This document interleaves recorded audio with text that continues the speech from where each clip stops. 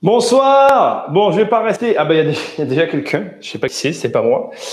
Bonsoir. Désolé pour l'heure. J'arrive dans une seconde. Je mets un fond vite fait, histoire qu'il y ait un fond. On va écrire en noir sur fond blanc aujourd'hui. Ça va changer de d'habitude. Je suis désolé pour l'heure. Vraiment désolé pour l'heure. En fait, j'ai signé aujourd'hui. On était en signature de compromis. Et donc, du coup, j'ai sous-estimé. Franchement, je pensais être à l'heure.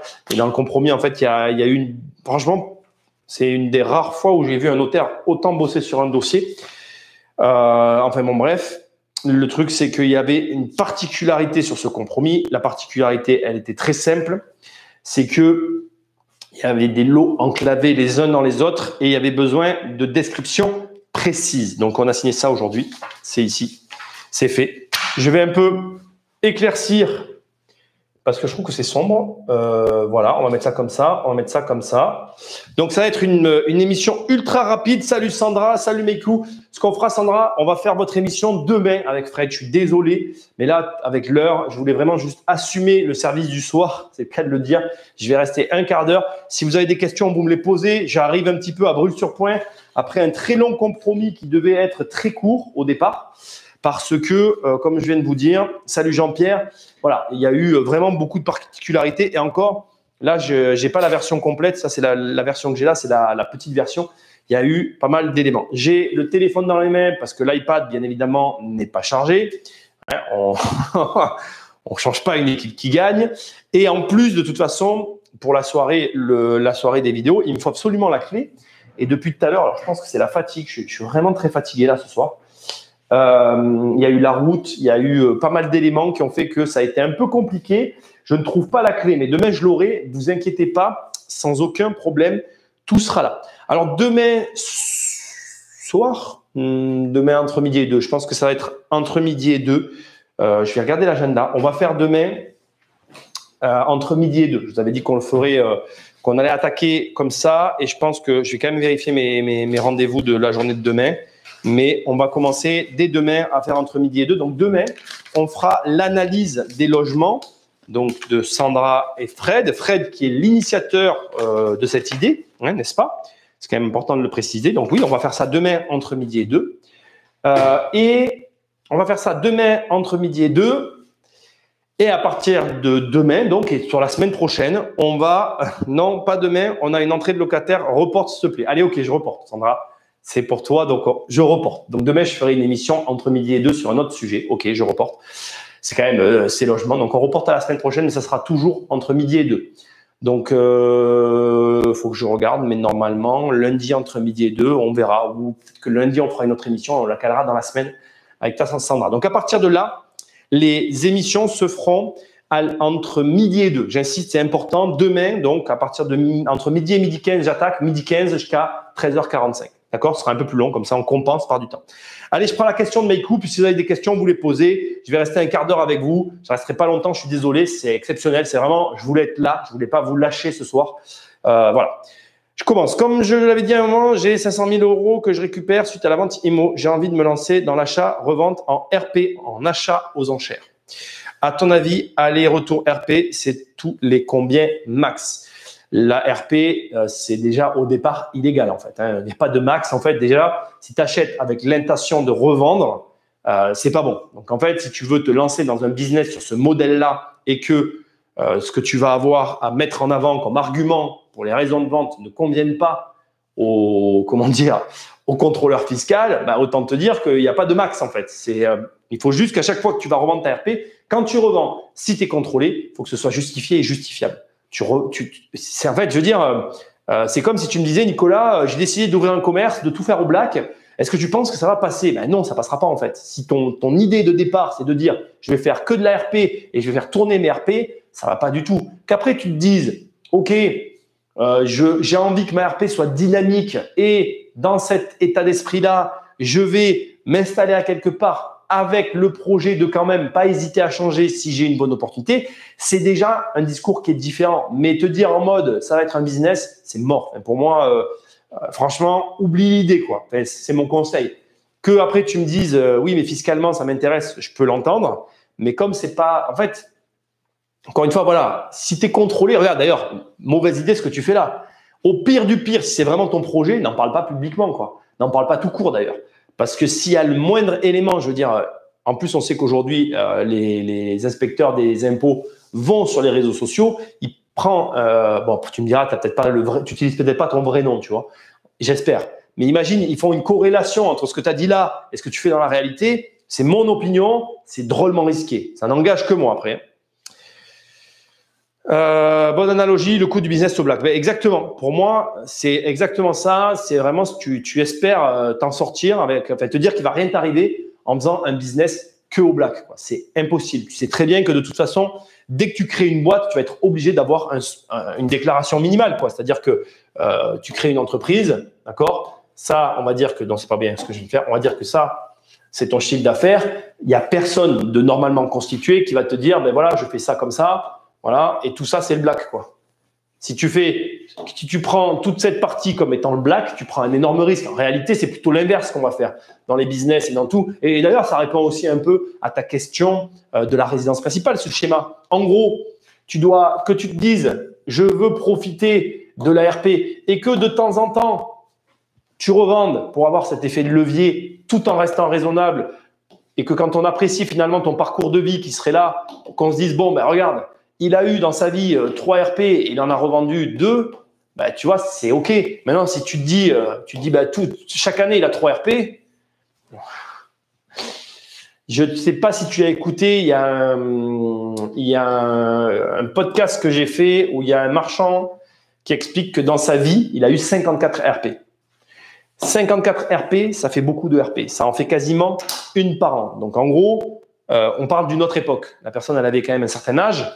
Mais déjà, si tu pars sur un truc comme ça, si tu réfléchis 2 secondes, c'est chaud, hein, 54 RP. Ça veut dire que le mec, normalement, il faudrait que quand il a fait cette déclaration, il est au moins dans les 60 ans pour que ce soit cohérent. Parce que si tu te dis, je reste 1 an à chaque fois dans une maison, glissant avec les délais, les machins, les trucs, c'est pas réaliste de se dire que tu arriveras à en avoir une tous les ans déjà, enfin, selon comment tu t'organises. Ça va demander une certaine organisation. Et tu prends, je te passe le détail, tu prends un très gros risque. Sandra, elle m'a validé lundi. Donc, lundi, on fera une analyse de logement.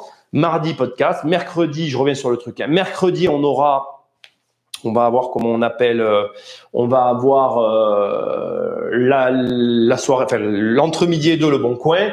Et jeudi, vendredi, on fera des émissions. Si vous n'avez pas de questions, c'est mon vrai nom. Bon, bah, c'est mort. C'est ça. Mauvaise idée, franchement. Rapidement, tout à l'heure, c'est marrant parce que tout à l'heure, on parlait en fait, donc avec la notaire, je vais un peu vous raconter mon compromis qui était rigolo. On faisait état, en fait, quand tu passes un compromis, tu as un état, alors c'est quoi déjà? C'est un ER, c'est l'état des catastrophes et des risques, état des risques et catastrophes naturelles. ER, état des risques, ER, catastrophe, ER, c'est bon, bref.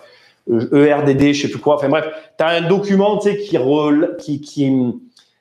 comment dire, tu as un document que le notaire te lit où il te donne un peu, en gros, l'état de ce que tu risques dans la région où tu achètes. Et ce que je trouve très rigolo avec cet état des catastrophes, enfin cet état des risques et catastrophes naturelles, c'est que effectivement, en fonction des régions, les risques changent du tout au tout. Et c'est très marrant parce que ben, tout à l'heure, tu vois, bon, ils nous ont donné les éléments et après, moi, j'ai un peu posé des questions sur les usines, etc.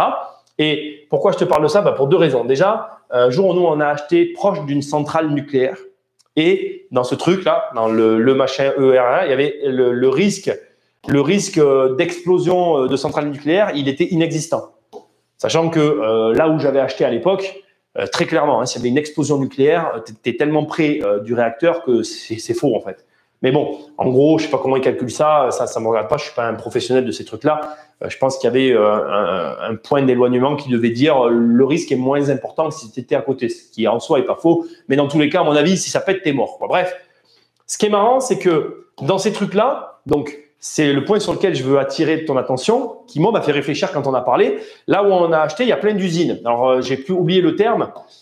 C'est des usines, tu sais, avec un haut risque au niveau du maniement des produits VS, quelque chose. J'oublie toujours les noms. Bon, ça me regarde pas. Bref, ce que je disais à la notaire et que je voudrais te dire, c'est que ce qui est marrant dans ces configurations-là, c'est que ces inconvénients-là, ils apportent quand même des avantages. C'est-à-dire que, regarde, certes, dans les deux cas que je viens de citer, la centrale nucléaire ou les usines de produits chimiques, ben, c'est pas cool que ton notaire te dise, enfin, que le notaire te lise ça et te dise, ben voilà, tu risques ces trucs-là. Mais au final, c'est ce que je lui disais. Je lui disais, peut-être que effectivement, c'est risqué d'un point de vue sanitaire, mais d'un point de vue de l'emploi, bon, ben, il y a du travail. D'autant que, il nous expliquait qu'il y avait des usines qui étaient en train de changer le mode, qui étaient en plein changement, qui étaient en train de partir sur des biocarburants, bref, il y avait du licenciement quand même, mais que malgré tout, ils essayaient de faire des efforts par rapport à l'environnement. Et du coup, je voulais juste te dire, parce que ça m'a vraiment, on a un peu parlé de ça, elle m'a expliqué les différentes sociétés qu'il y avait dans la région, etc., des trucs que je ne savais pas. Et je trouvais ça super intéressant parce que,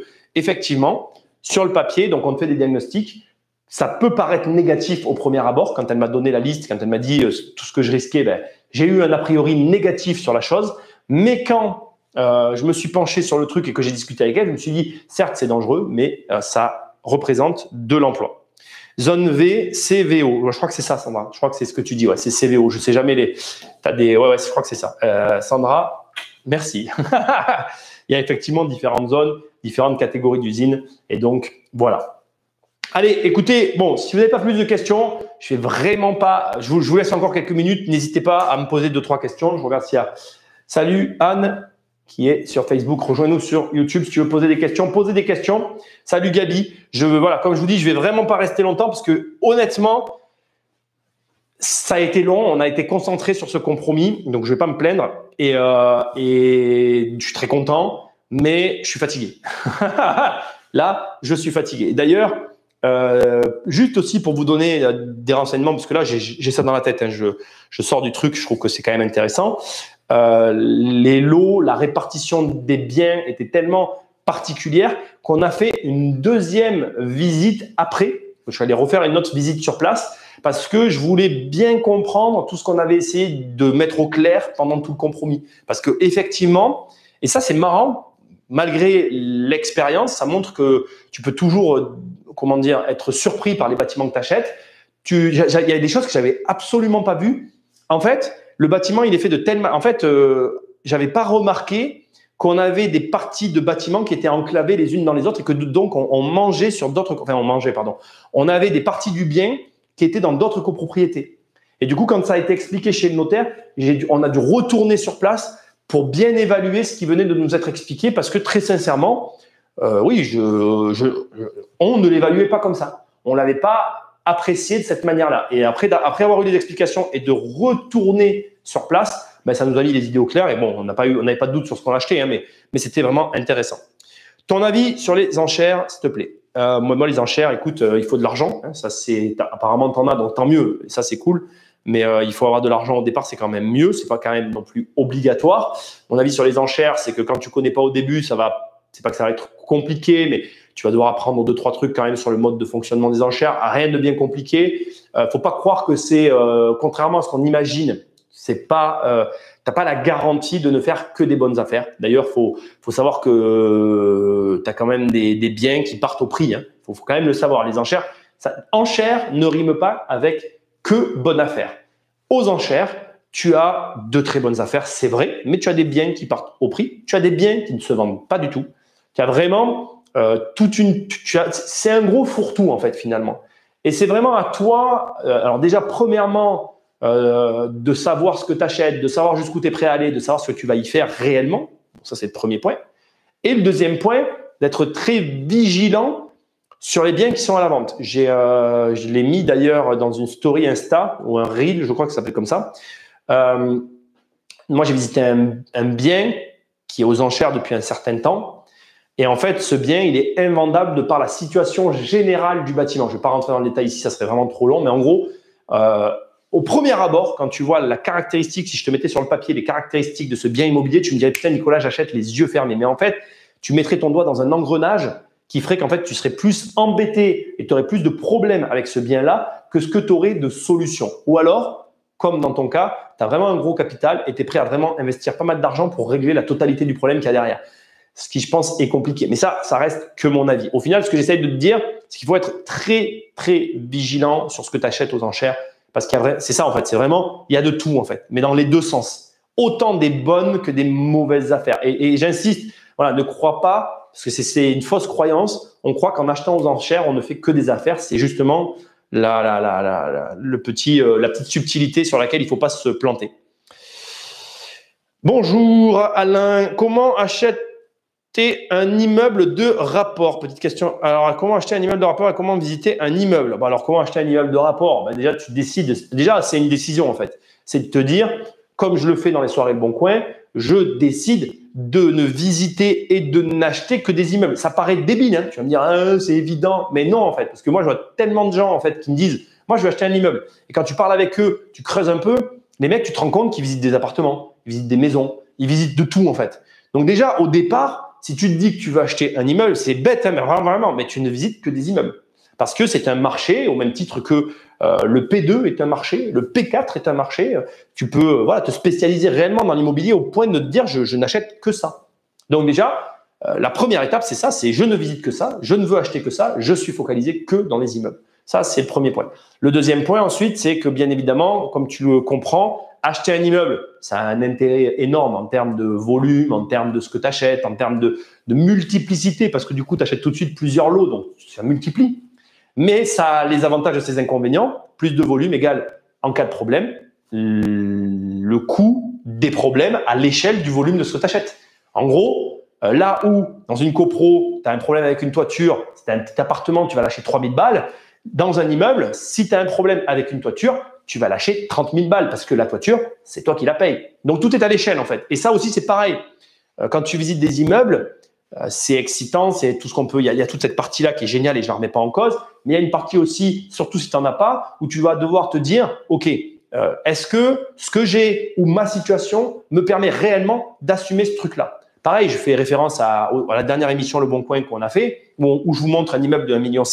Imaginons que tu commences et que tu aies les moyens de te payer cet immeuble-là. Que tu aies les moyens de te le payer, ça ne veut pas dire que tu aies les moyens de l'assumer. Parce que plus tu vas avoir un gros bâti, plus tout ce qui va aller avec, plus les coûts vont suivre avec le bâti que tu as acquis. Donc, voilà, on achète un immeuble en prenant bien la mesure de ce qu'on achète. J'ai 4 appartements et je veux passer au niveau supérieur. Y a-t-il des risques? Ben oui, il y a des risques. Tu as 4 apparts. En gros, regarde, c'est un très bon exemple. Regarde, tu as 4 apparts. Tu as 4 apparts. Et demain, tu achètes un immeuble de 4 apparts. Eh bien, en un coup, tu vas doubler ton patrimoine. Tu fais x2 en un seul coup. Ce qui veut dire que si tu as acheté tes 4 apparts coup par coup, tu auras mis ici 4 fois plus de temps que là. Donc, tu vas être super excité. Tu vas dire, ouais, c'est génial, je suis allé plus vite et tout. Et c'est vrai, tu auras raison. Tu vas te retrouver avec 8 lots d'un coup. Donc, forcément, tu vas doubler ton patrimoine. Et c'est là que tu te rends compte que les immeubles, c'est utile. Mais ton immeuble de 4 lots, tu vois, par exemple, on a un immeuble de 4 lots qu'on a vendu, qu'on n'a plus, mais dont j'ai les chiffres en tête. Quand on avait refait la façade, quand on a refait la toiture, tu as tout de suite des billets de 20, 30 000 balles, tu as tout de suite, voilà, tu as des tickets qui sont toujours tout de suite en termes de coûts qui sont plus élevés. Donc, il faut pas regarder que cet aspect-là d'ailleurs, l'aspect entre guillemets rapidité. Il faut bien penser à ce que tu vas acheter. Ben, tu peux l'assumer. Alors bon, normalement, 4x4, ça me paraît cohérent. Après, quand tu n'achètes pas un immeuble, comme tu achètes un logement, en fait. C'est vraiment très différent. Il y a plein de points à verrouiller parce que, ben, bien évidemment, tu l'as bien compris, ne serait-ce que la toiture. Ça, c'est juste un exemple. Quand tu achètes un immeuble, tu dois aller sur la toiture. C'est une obligation. Parce que la toiture, tu l'achètes, en fait. Du coup, tu l'assumes. Il y a plein de points comme ça à valider dans ton immeuble parce que tout est à toi. Donc, tu ne pourras pas te retourner vers un syndic ou vers des copropriétaires pour leur dire ah ben, il faut mettre l'argent à la patte et du coup diviser le coût. Parce qu'il y a plein de gens qui disent ouais, les copros, c'est naze, etc. Mais oui, mais enfin, tu vois, quand tu commences, ça a quand même l'avantage de limiter le surcoût derrière de la réno ou de ce qui peut te tomber sur le coin de la figure. Bon, voilà, voilà. Je pense que j'ai répondu à la question. Après, le problème de comment on achète un immeuble, c'est que c'est une très large question. Comme je te dis, il y a pas mal de choses à voir. Donc, voilà. Déjà, rien qu'avec ça, tu comprends qu'il y a quand même des choses à savoir. Petite question, SCI. Est-il possible d'avoir une SCI à l'IR avec une personne morale? Si oui, comment cela fonctionne avec la fiscalité? Oh là là, Olivier, j'aime pas les questions fiscalité, ça met des grosses claques. Donc, réponse à ta question, oui, tu peux très bien avoir une SCI avec une personne morale à l'IR comme à l'IS. D'ailleurs, ton associé n'est pas obligatoirement une personne physique. Tu peux t'associer avec qui tu veux. Après, comment ça fonctionne fiscalement? Ta question ne veut rien dire.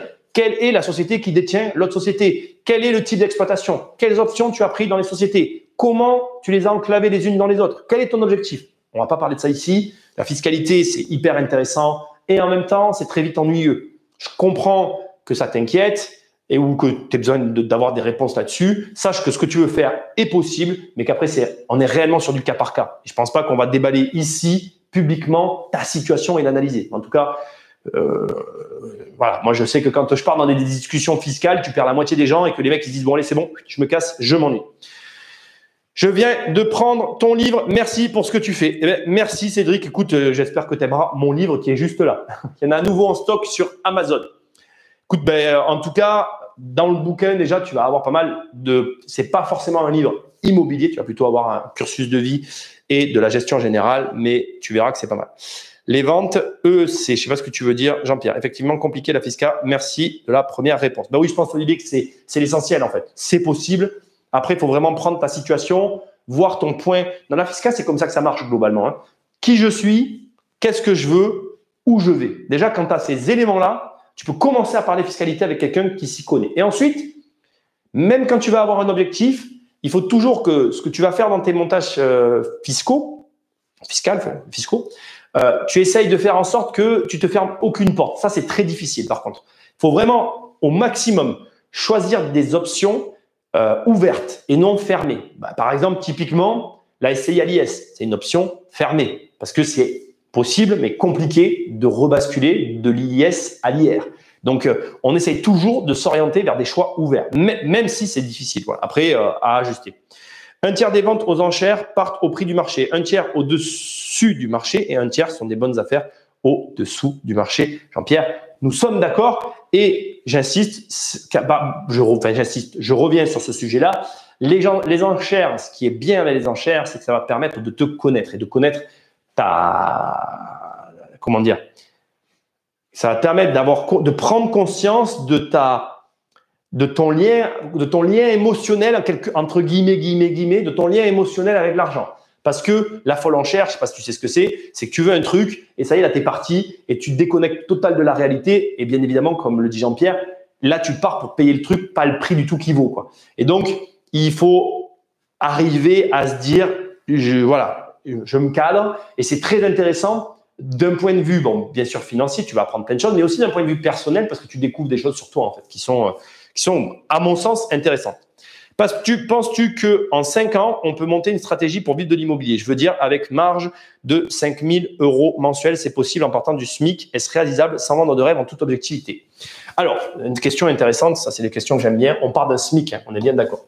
On part de 1 200 € par mois. Je suis obligé un petit peu de cadrer ce que tu dis, Cédric, parce que toujours, c'est important de recadrer. Il y a SMIC et SMIC. Tu vas avoir le mec qui est au SMIC et qui va avoir un loyer. Mais tu vas avoir aussi les mecs qui, eux, ne vont pas en avoir. C'est un détail. Mais c'est un détail qui a toute son importance. Parce que derrière, bien évidemment, ta position, elle est très différente. De se dire, j'ai un SMIC et j'ai pas de loyer. Parce que par exemple, j'ai un métier où j'ai un logement de fonction. Parce que, par exemple, j'ai l'opportunité de vivre chez mes parents. C'est possible. Hein, parce que j'ai un métier où je suis tout le temps en déplacement et j'ai pas... Comment dire, je ne dors jamais au même endroit. Mes déplacements sont pris en compte par ma société et finalement, les quelques jours qui restent, ça ne me gêne pas de dormir à droite et à gauche. Donc, je peux m'arranger dans ma vie. Et j'ai un SMIC, mais je suis obligé d'être sédentaire. J'ai un loyer et le loyer, il prend 30 à 40% de mon revenu. C'est un détail, mais ce détail fait vraiment la différence sur les 5 ans que tu me demandes. Tu me demandes 5 ans pour avoir 5 000 € par mois. Après, si tu veux, c'est vachement simple en fait. À partir de là, l'équation, elle va se résoudre d'elle-même. 5 000 € par mois, c'est soit 5 fois 1 000 € de marge, donc par immeuble, 5 fois 1 000 € de marge, tu es sur des immeubles à 250 000 €. Tu vois qu'en partant de 1 200 €, tu vas avoir forcément à un moment donné besoin d'apport. 5, c'est beaucoup, surtout pour quelqu'un qui commence. Donc, tu vois qu'en 5 ans, avec un SMIC, sans aucune épargne, tu commences de zéro, tu veux arriver à 5 ans, c'est galère. C'est un objectif réalisable, mais qui va demander ici sur le revenu de gros efforts. Donc, gros efforts, ça veut dire quoi? Je vais travailler, je vais prendre un deuxième boulot à côté. Là, pour le coup, Meiku, désolé, c'est pas pour, mais ça sera black, hein, voilà, je suis désolé, mais comment on fait en France quand on a les 35 heures? C'est là où tu vois, c'est assez hallucinant le système français parce que on nous contraint aux 35 heures, mais le mec qui veut bosser plus, il fait comment? Parce que là, je veux dire, tu as faim. Moi, quand j'étais jeune, j'avais faim. D'ailleurs, tu le vois dans mon bouquin. Moi, je travaillais dans des endroits. En plus, j'ai cumulé les emplois d'étudiants, entre guillemets, mais il y en avait toute une partie qui n'était pas déclarée. Et en fait, finalement, quelque part, on blâme les gens qui font du black, mais les gens qui veulent et peuvent travailler plus, on leur donne pas la possibilité de le faire non plus. Il y a dans les deux sens, bon bref, je vais pas rentrer dans ce débat, mais en gros, ce que je veux te dire, c'est que si tu veux arriver en 5 ans à avoir tes 5 000 € de marge, et en plus, c'est très important, je parle ici de marge, ça veut dire que c'est pas fiscalisé. Ce qui veut dire que quand tu vas commencer à gagner tes 5 000 € de marge, tu vas te rendre compte, comme moi je me suis rendu compte amèrement quand je me suis lancé dans l'immobilier, qu'en réalité, avec la fiscalité française, ton objectif pour en avoir 5, c'est d'en avoir 10. Mais si tu commences à raisonner comme ça, tu n'y arriveras pas. Du coup, on n'est plus sur 5 ans, mais on sera sur plus. Mais bref, tu as compris l'idée. Donc, on va effacer ça, parce que je ne vais pas te truc. Alors, pour moi, honnêtement, 1 200 €, tu pars de zéro, tu n'as aucune épargne, rien, et tu te laisses 5 ans pour faire 5 000 par mois, c'est un peu charrette. Pour moi, l'objectif de départ réaliste et réalisable avec vraiment aucune aide, avec rien, avec un loyer. Si tu n'as pas de loyer, c'est encore autre chose. Mais avec un loyer, voilà, je pense que 3 000 €, c'est un bon premier objectif. Sachant que, à mon avis, tu mettras peut-être un peu moins de 5 ans pour les obtenir. Ça, c'est aussi une réalité. On va être plutôt dans les 2-4 ans. Difficile pour moi de donner réellement des dates parce qu'après, il y a les aléas de la vie, les problèmes. Moi, dans mes débuts, c'est là où tu vois, et je ne parle pas de ma formation, je parle des formations en général. Moi, dans mes débuts, j'ai perdu de l'argent, on m'a gardé des dépôts de garantie, et ça m'a vachement freiné dans mon projet. Donc, c'est là où les formations doivent te permettre de ne pas perdre ce temps-là. Donc, je pense que de se dire que tu vas faire 3 000 € en partant d'un loyer à 1 200 € par mois entre 2 à 3 ans, là, on est dans le réaliste. Et non, même pas, pardon, 3 à 4 ans, excuse-moi. Voilà, 3 à 4 ans. Voilà. Là, on est dans le vraiment réaliste. À voir selon pas mal d'éléments. Après, une fois que tu es là, tu dois aller à 5. Il va y avoir de la réflexion, il va y avoir des problématiques et j'ai pas de délai à donner pour la suite parce que voilà, c'est difficile pour moi. Mais c'est comme ça que je le ressens à brûle sur point avec ce que tu viens de me donner comme élément.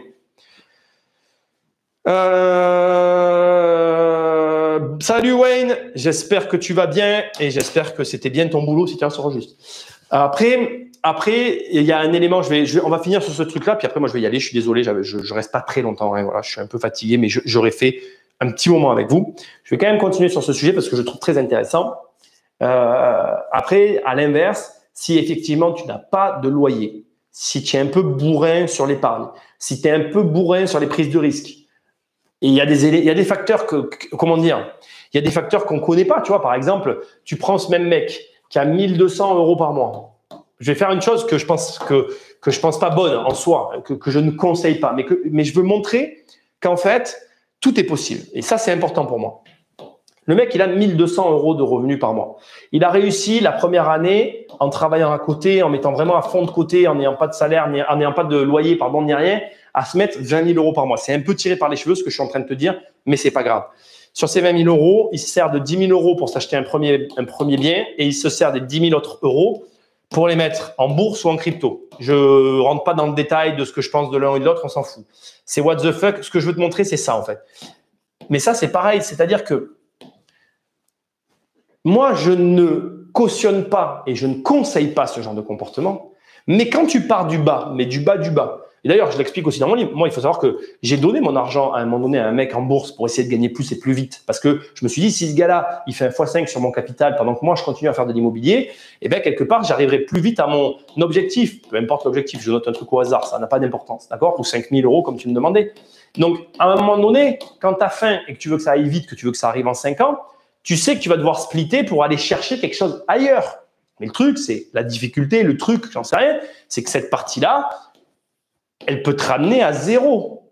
Et que ce que tu prends au départ pour une voie rapide s'avère être plus long que la voie normale. C'est-à-dire que, en gros, si tu avais joué régulier en restant dans le même domaine, sans faire d'écart, sans aller à gauche et à droite en espérant aller plus vite, ça aurait peut-être pris moins de temps que ce qui te paraît être une voie rapide, mais qui finalement, en enchaînant les erreurs, met plus de temps que la voie régulière. Donc, moi, j'aime bien ce genre de questions. C'est des questions hyper intéressantes. C'est vrai que je pense que les 3 000 euros entre 2 et 4 ans pour donner une belle fourchette en fonction de ta situation et ton tempérament, c'est réalisable, les 3 000 euros de marge avant l'impôt.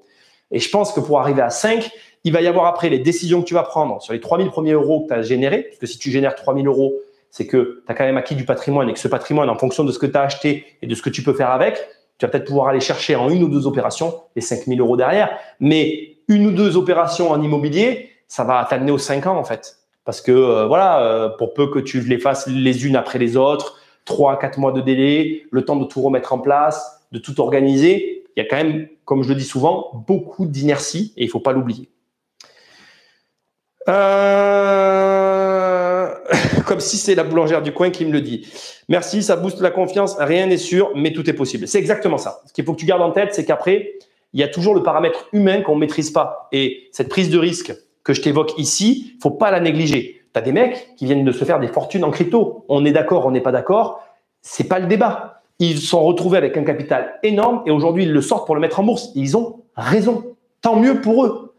Et ça, il n'y a personne qui peut le prévoir. Moi, ce que j'apprends à faire et ce que j'essaye de faire avec tous ceux qui sont là et tous ceux qui viennent, tous ceux avec qui je travaille, tous ceux qui sont dans les lives et tout ce que je fais, c'est de vous apprendre à gagner de l'argent avec de l'immobilier et ou avec des entreprises, parce que aussi dans les podcasts, on parle pas mal d'entrepreneuriat, mais de le faire de façon régulière, en ayant une méthodologie qu'on reproduit et avec laquelle on sait qu'on gagne. Après, tout ce qui est jeu, risque, ça, c'est pas mon domaine, c'est votre domaine à vous, c'est votre délire à vous, c'est vos risques à vous et ça vous amènera au résultat que je ne connais pas. Et tant mieux. Moi, je souhaite à tout le monde de gagner gros, d'arriver vite au résultat.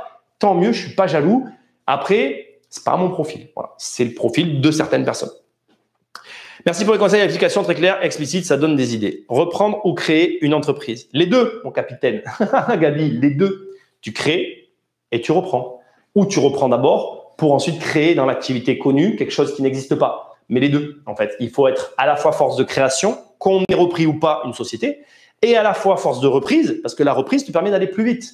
Donc, réellement, il n'y a pas de dire l'un ou l'autre, les deux, parce que le meilleur choix, c'est de faire les deux.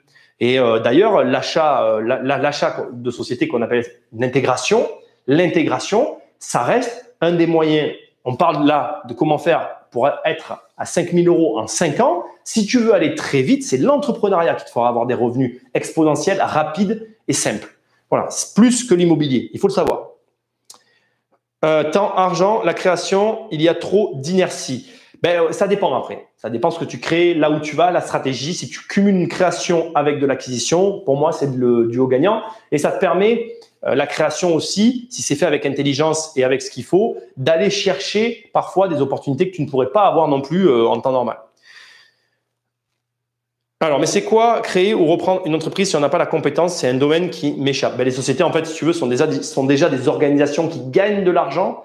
Et ce gain qui est déjà existant, ce gain financier qui est là, en fait, toi, tu vas venir le prendre par-dessus. Tu n'as pas la compétence, mais par exemple, typiquement, dans la reprise de société, tu peux avoir une période que tu vas définir avec le vendeur, alors pas de formation, on est plus dans ce qu'on appelle des périodes d'accompagnement, mais que tu peux aussi quelque part apparenter à de la formation parce que finalement, ce délai que tu vas négocier dans la reprise, il va te permettre de faire la transition et de venir reprendre l'activité telle qu'elle est. Tu peux avoir des accompagnements de 6 mois avec l'ancien gérant d'une société si c'est négocié au départ en fait.